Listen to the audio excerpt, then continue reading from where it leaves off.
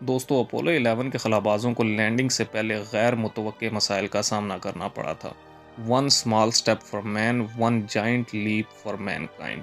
नील Armstrong ने ये अल्फाज कहे थे जब वो चांद पर कदम रखने वाले पहले शख्स बने थे। इस यादगार लम्हे का सफ़र चैलेंजेस से भरा हुआ था, जिसमें अपोलो 11 के अमले की हिम्मत और महारत का इम्तिहान लिया गया था। दोस्तों, अपोलो 11 16 जुलाई 1969 को नासा ने लॉन्च किया था और अमले में commander Neil Armstrong, command module pilot Michael Collins और ल्यूनर मॉड्यूल पायलट एल्ड्रिन शामिल थे। अपोलो 11 स्पेसक्राफ्ट 3 मेन पार्ट्स पर मुश्तमिल था।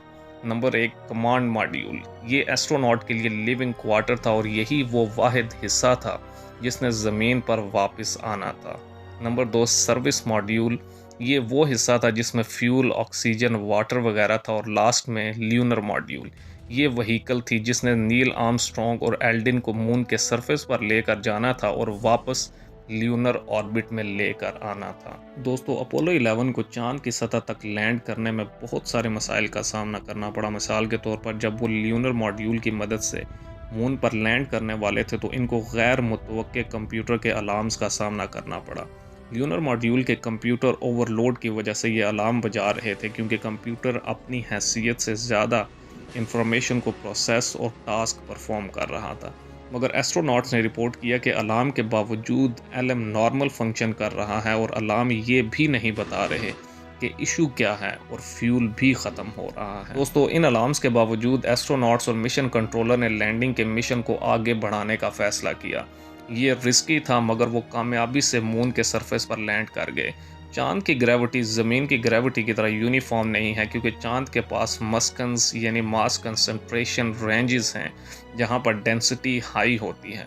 इर्द गिर्द की क्रस्ट के मुकाबले में ये एरियाज गिरदोनवा से ज़्यादा स्ट्रॉन्गर कशिश शकल का इस्तेमाल करते हैं।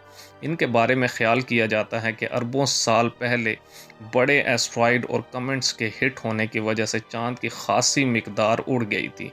हीट की वजह से गिरदोनवा के पत्थर पिघले हुए होंगे, जो कि अंक्रीटर और सेंटर में धंस गए होंगे।